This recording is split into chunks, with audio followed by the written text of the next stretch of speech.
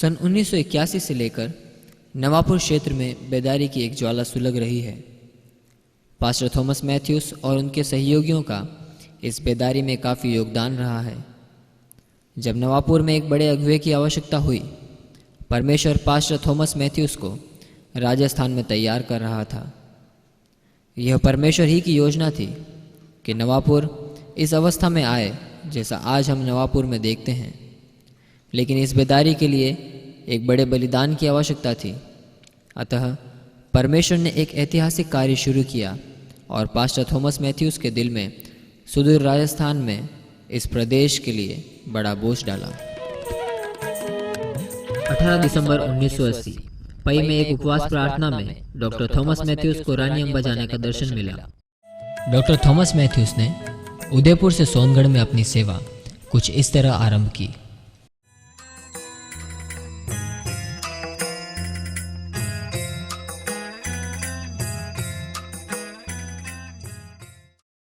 सन 1978 में अमलनेर हॉस्टल से sister Ruth बारिस ने संगति के गीत की किताब मंगवाने के लिए मिसेस मेरी मैथ्यू के नाम पत्र भेजा। यह पत्र डॉक्टर थॉमस मैथ्यूस को सोनगढ़ पहुंचने का आधार बना, लेकिन इस क्षेत्र का बोझ उन्हें पहले से ही सोनगढ़ पुकार रहा था।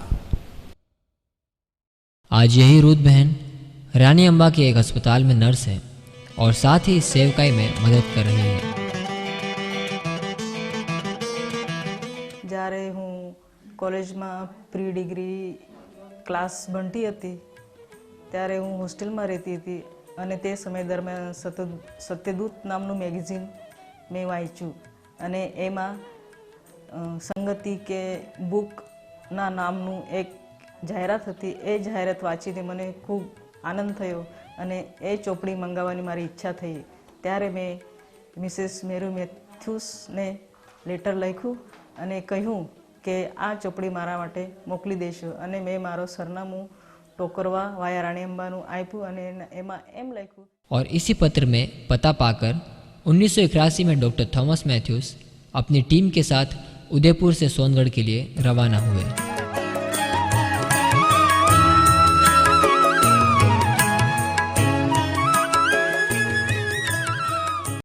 पत्र में लिखे पते के अनुसार doctor Thomas Matthews Manohar Lal, Dawood Katara, Dharmdas और ताजेंद्र मसीह के साथ उदयपुर से सोनगढ़ के लिए रवाना हुए।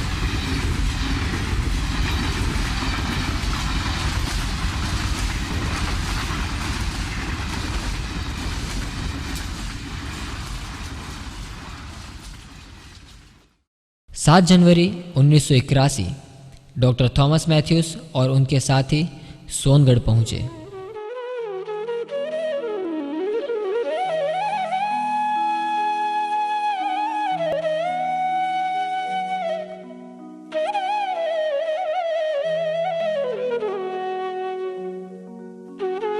सोनगढ़ पहुंचकर इसी रास्ते से डॉक्टर थॉमस मैथ्यूस अपने साथियों के साथ पैदल 5 किलोमीटर चलकर पत्र में लिखे पते पर पहुंचकर गोरूजी भाई से मिले।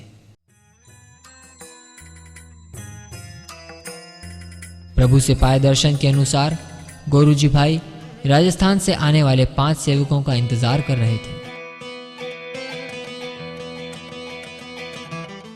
हमें जारे खरेखर प्रार्थना ये जगह पर हमें प्रार्थना करता था त्यारे खरेखर हमें हमारा परिवार कुटुंब गोरूजी भाई से मिलने के बाद इनके साथ मिलकर डॉक्टर थॉमस मैथ्यूस और उनके साथियों ने सोनगढ़ में सेवा शुरू की।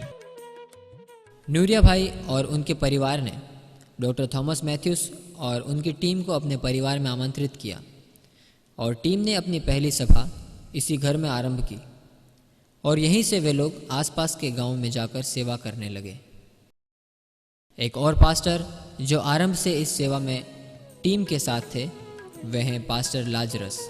मतलब हम लोग इसी घर में रहते हुए हम लोगों ने ये कोशिश किया कि इसी घर में बैठना नहीं है लेकिन आगे आगे जाने का है। तो ये रानी अम्बा में होकर हम लोगों ने ये छोटा काकड़ कुआ में काम किया, ये रामपुरा में काम किया, इसके बाद तरसाड़ी, ये सांड कुआ, चकवान, आमलगुंडी सारे एरिया में पैदल जाके हम लोगों ने सेवा किया है। और कई जगह पे हम लोग को विरोध का भी सामना किया है, लेकिन फिर भी हम लोग पीछे न हट पाए।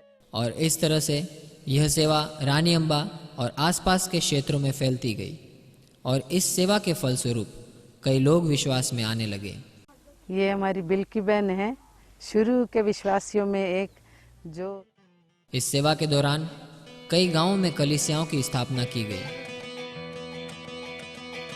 सोनगढ़ में इस घर के सामने कन्वेंशन हुई जिसमें कई चमत्कार हुए। तो इसी जगह पे, मतलब ये जगह जो खाली है, उसी जगह पे हम लोगों ने मतलब बहुत बड़ा ये कन्वेंशन का आयोजन किया था। मैं सोनगढ़ का रहवासी हूँ और हमारा ये प्रभु की सेवा, राजस्थान से प्रभु के दास आए थे और 1982 के अंदर यहाँ कन्वेंशन हुआ था। एक मेरा छोटा सा मकान था, मकान के आगे यहाँ कन्वेंशन 12 तारीख, 13 तारीख, 14 तारीख को कन्वेंशन होने की तारीख नक्की किया था। और जोलू भाई और उनके परिवार ने भी इस सेवा को आगे बढ़ाने में बहुत प्रोत्साहन दिया। सेवा में स्थानीय लोगों को बढ़ाने के लिए सोनगढ़ में एक बाइबल स्कूल की स्थापना की गई।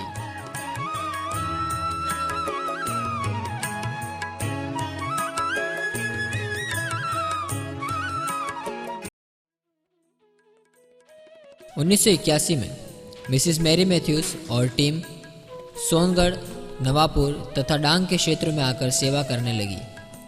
इन क्षेत्रों में सेवकाई करते समय उनकी मुलाकात रत्ना मास्टर से उच्छल में हुई।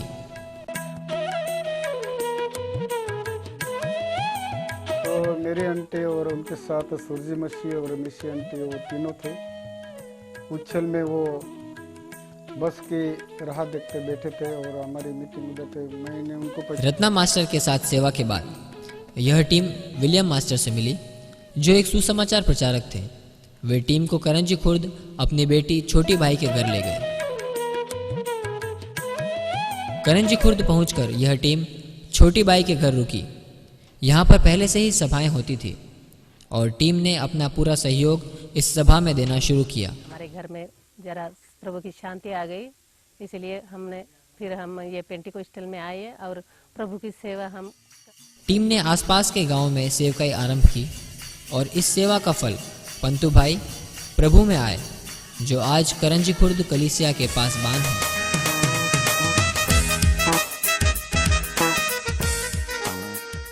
गुजरात तथा महाराष्ट्र के कई स्थानों में प्रभु ने टीम के द्वारा चमत्कारिक कार्य किए और सैकड़ों लोगों ने अपना जीवन प्रभु को दिया।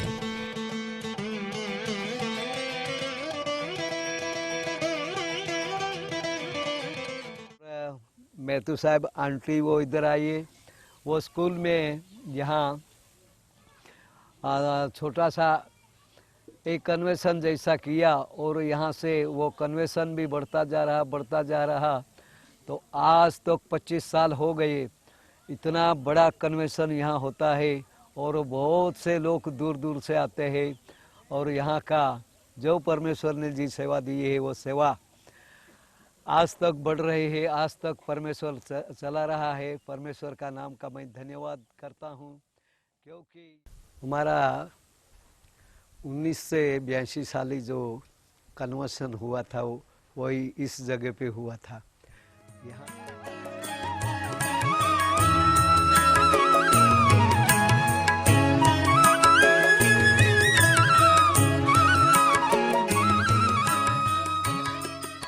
यह वही जगह है जहां पर सिर्फ 35 लोगों से कन्वेंशन की शुरुआत हुई थी।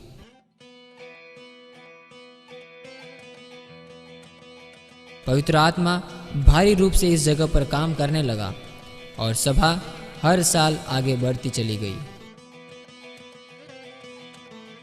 सन 1988 तक विभिन्न स्थानों पर कन्वेंशन होती रहती थी, कभी इस करंजी चर्च में तो कभी इस इमली के पेड़ के नीचे। नवापुर कन्वेंशन उत्तर भारत की सबसे बड़ी पेंटिकोस्टल कन्वेंशन मानी जाती है। हजारों लोगों को यह कन्वेंशन साल भर के लिए तरोताज़ा कर देती है। मुट्ठी भर लोगों से शुरू होकर आज लगभग 25,000 से भी ज़्यादा लोग इस कन्वेंशन में भाग लेते हैं। इस अवस्था तक पहुंचने के लिए कई वर्षों तक कई सुधारात्मक कार्य हुए। पहले मूलभूत सुविधाओं की कमी थी, परंतु आज लगभग सभी सुविधाएं उपलब्ध हैं।